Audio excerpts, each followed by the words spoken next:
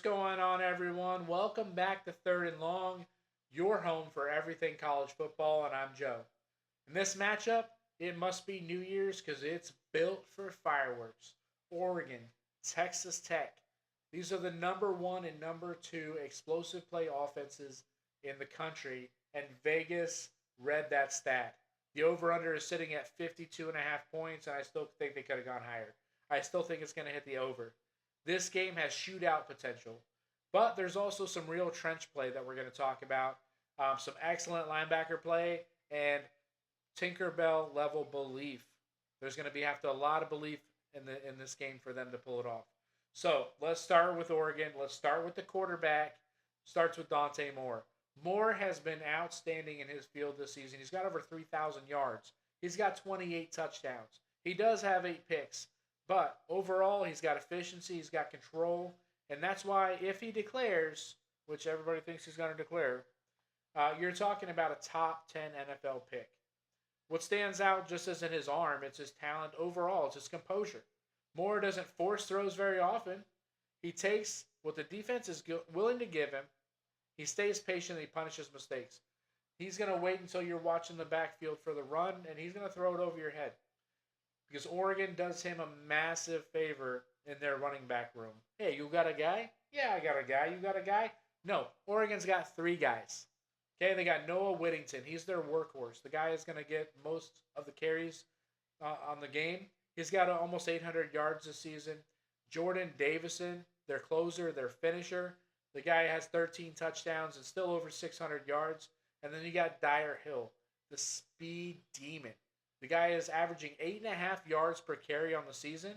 8.5 yards per carry, and he's their third stringer. It's not even like he's their first stringer that's going to take the majority of the snaps. This is their third guy. This is the guy that's going to come in with fresh legs when your defense is huffing and puffing. 500 yards on the season. That balance right there is why Oregon is first in the nation in 20-plus yard plays. If anybody's got a dictionary laying around, anybody here from the 1900s where we have dictionaries laying around everywhere? 20-plus yard plays, that's the absolute definition of explosive plays, and they're the number one team in the country. If you sell out to stop the pass, they're going to hurt you on the ground. They've got it all. So the run game matters more here than people think. So here's the stat that frames everything in this matchup. The Oregon Ducks are 25-0 in the last 2 seasons when they rush for 100 yards or more. All they got to do is hit 100 yards and they've won the past 2 seasons statistically. But when they don't, they're 0-2. They've only had 2 games where they haven't hit 100 yards rushing in the last 2 years. That's a stat in itself. But when they don't hit that century mark, they're 0-2. So that's not a coincidence. That's their identity. Oregon doesn't need to dominate on the ground. They need it to be respected. They need you to be watching their backfield so they can throw it over your head. Once that happens, play action opens up. Moore settles in.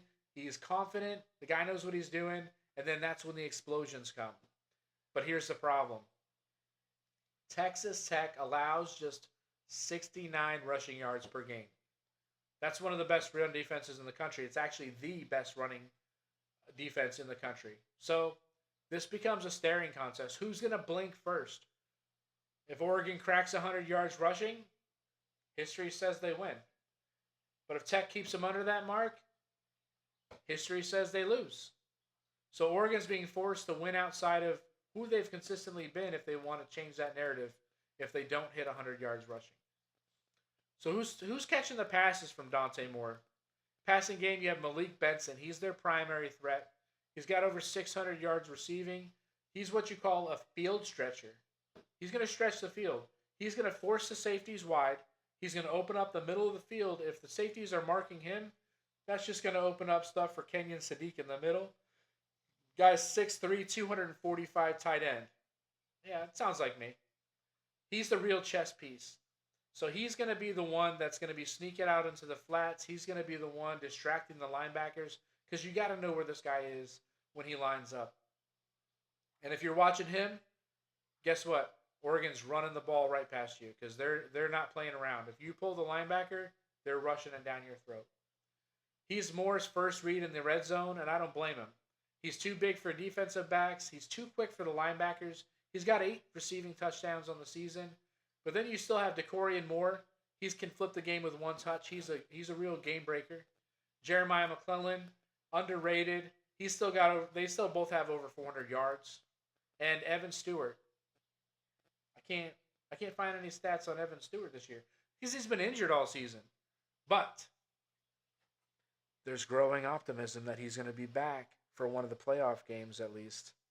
If Evan Stewart comes back, for those of you who are not following the Ducks at home, Evan Stewart was expected to be their number 1 receiver on the season.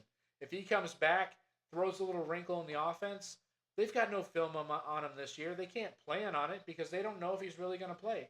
It's going to be coming down to the wire for Evan Stewart. He was expected to be the best.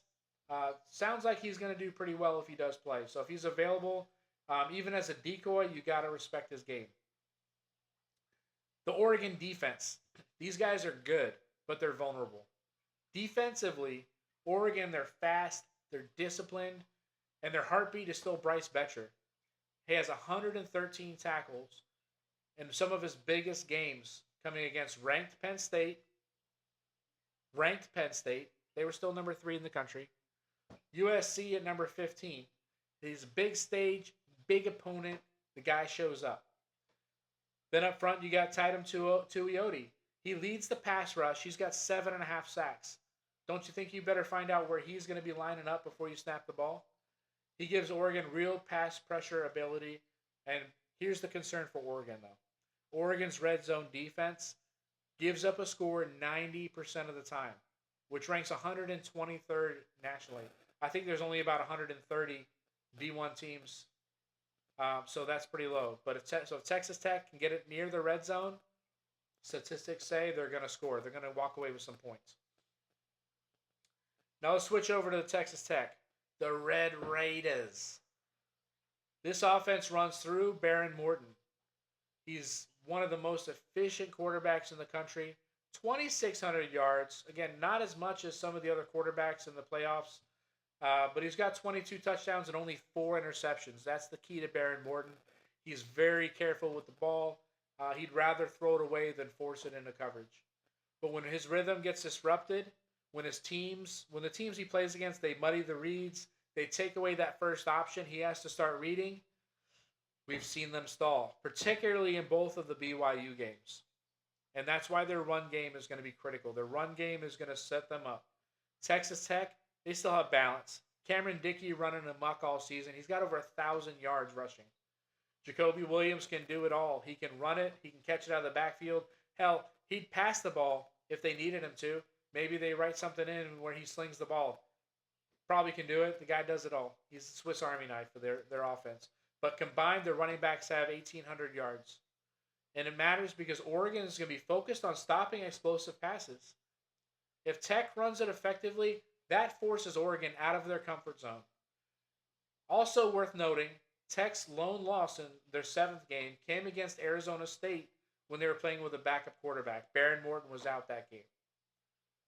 The Texas Tech defense, are they dominant or is it inflated? Statistically, Texas Tech's defense jumps off the page, statistically. But they're number 1 in the country in run defense, and they're number 1 in takeaways. So statistically, yeah, that's 2/3 of what you want in a defense. You want them to stop the run, and you want to take the ball away. You want to put it back in the hands of your offense. That's elite.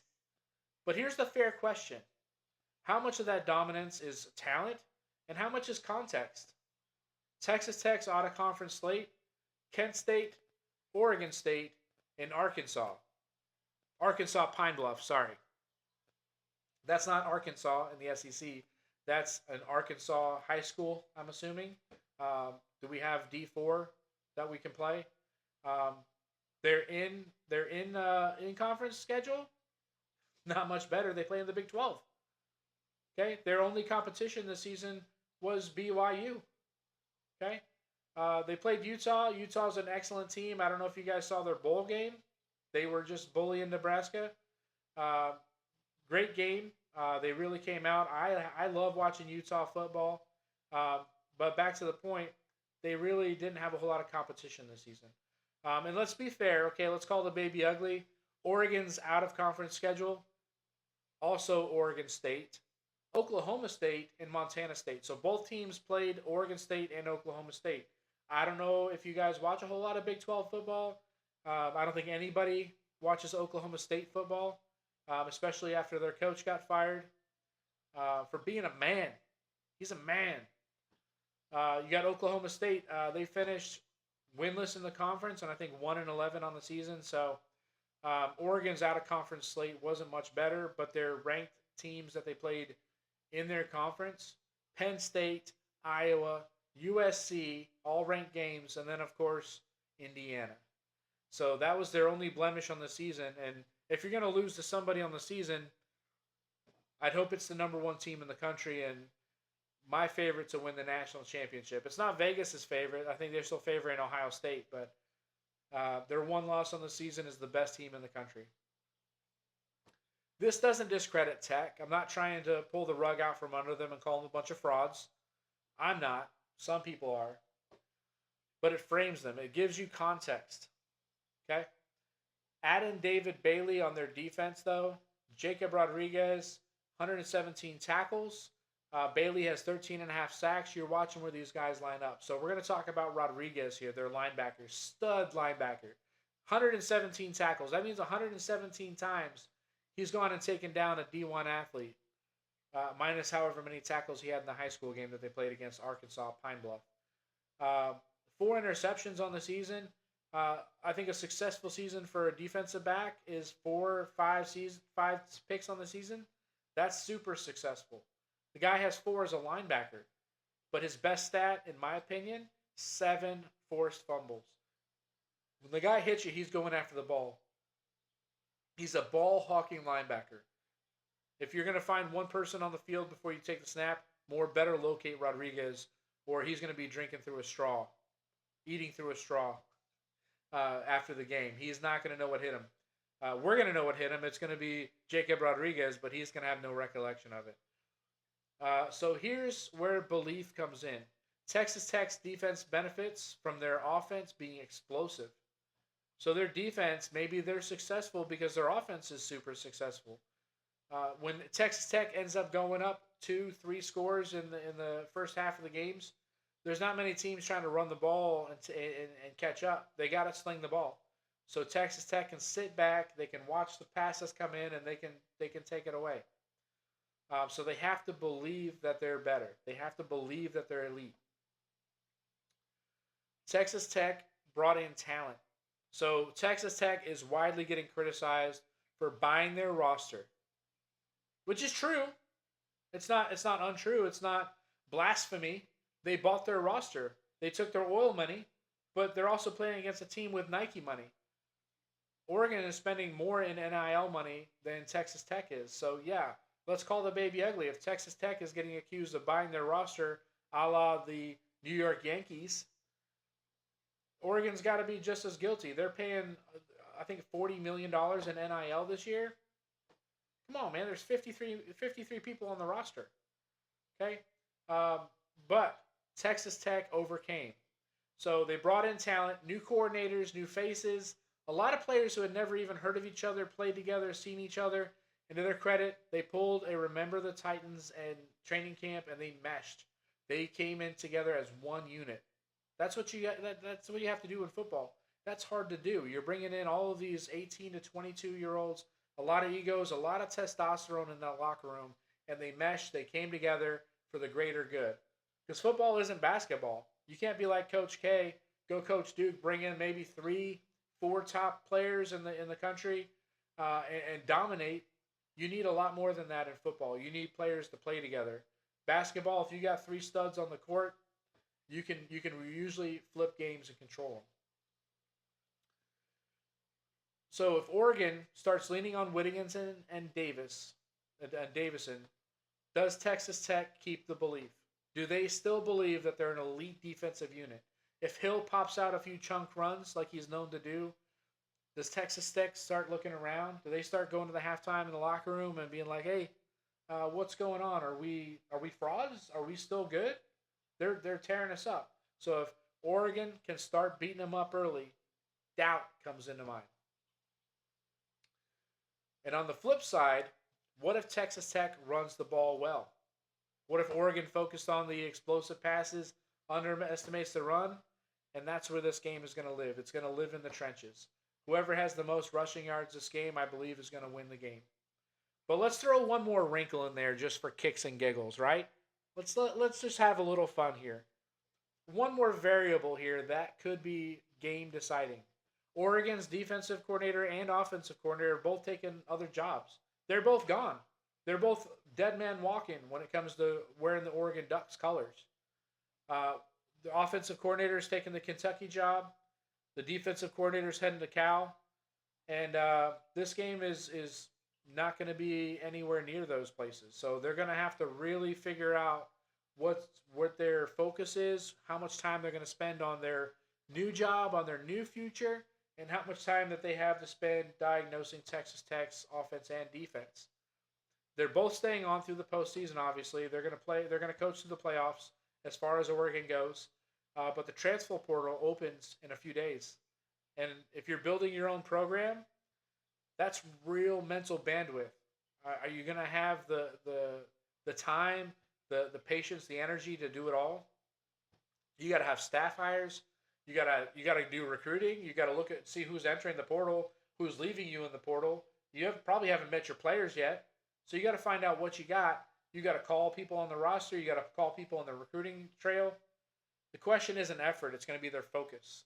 In a game this tight, in a game with the stakes this high, in a game where the fireworks are going to be shooting off every 15 seconds, even the slightest dip in their sharpness is going to show up. So here's some key matchups to watch when you're watching the game. Obviously, Dante Moore versus Jacob Rodriguez.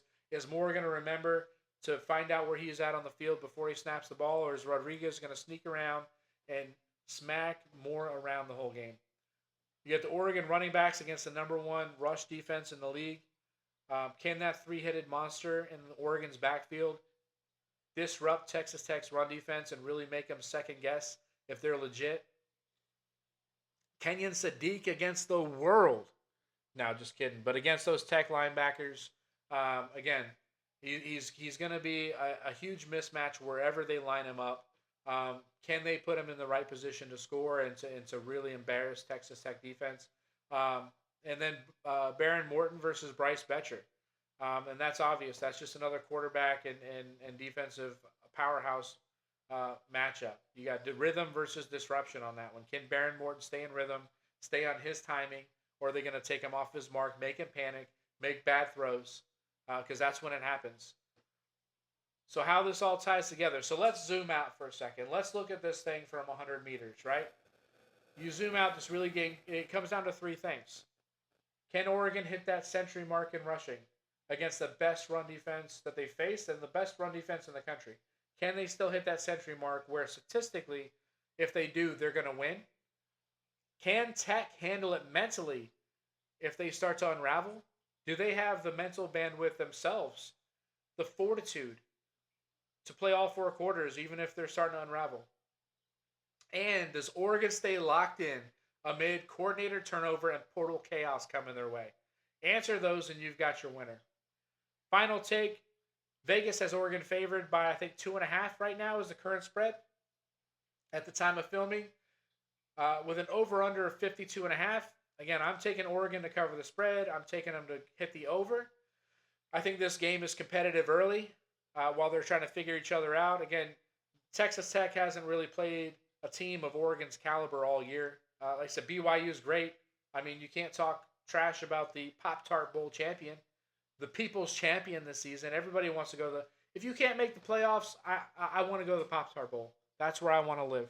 That's my happy place. But Oregon's easily the best team Texas Tech has played all season. And another factor in this, and then honestly, the next couple playoff games that we're going to talk about, is their rust. Oregon, they're coming off of their own bye. So Texas Tech got a week 1 bye, right? Because they're number 4, so they get the first round bye. But did Oregon really have a game last season or last week? They got a tune-up game. They got to keep the rust off.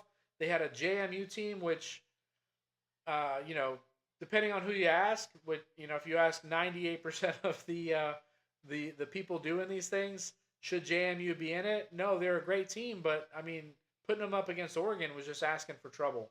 Cinderellas, shouldn't really be a thing in the college football playoffs. Keep that in the March Madness brackets. But anyway, Oregon had a tune-up game. They've got no rust. They got time to practice some things. I don't know if y'all watched that game, but their very first time they scored a touchdown, they went for two. They went for two on the first conversion attempt. So that's just telling you they were just out there messing with them. They were Scar and the Lions then playing with that mouse. Okay. Um, Morton's going to hit explosive plays. That's just going to happen. Rodriguez is going to show up. But Oregon is chasing something bigger this season. After getting taken to the woodshed last year in the Rose Bowl against the Ohio State University 41-21, this feels like a team built to finish. They look angry this season. Lanning, unless the day he was on College Game Day taking off his shirt, the guy doesn't smile. He's out there. He's locked in. He's building something out there. He turned down some top coaching jobs, what other people consider top coaching positions this season. He's locked in it at Oregon. His players love him. They're building something out there, out west. He's here to finish. Prediction, Oregon 41, Texas Tech 27. Take that for what it is. I think Texas Tech tries to throw the ball late. I think Oregon suppresses them. I think they knock Barron Morton off his mark. I don't think they're going to be able to contribute offensively like they have been. Again, Oregon is the best team they faced all season. Oregon covers. The total goes over. Fireworks are going off all day. It's going to be explosive. This one's shootout. You think about old school Texas and Oklahoma, the Red River shootout. This is going to be the Oregon Texas Tech shootout. I'll come up with a clever name maybe down the road here, but going to be fireworks. If you like offense, watch this game. It's going to be awesome. Thanks for joining me. If you haven't already, and if you've made it this far, you're awesome. I love you. Thank you. But make sure you subscribe. I want to see how many people are watching the videos. Please like it. That's the bare minimum, I think, if you watch the content all the way through. At least hit that thumbs up. I'm going to be recording the next video shortly. We will be breaking down Alabama, Indiana. So don't miss the next episode. Don't miss the rest of the episodes. Subscribe so you can see me all the time. Thanks.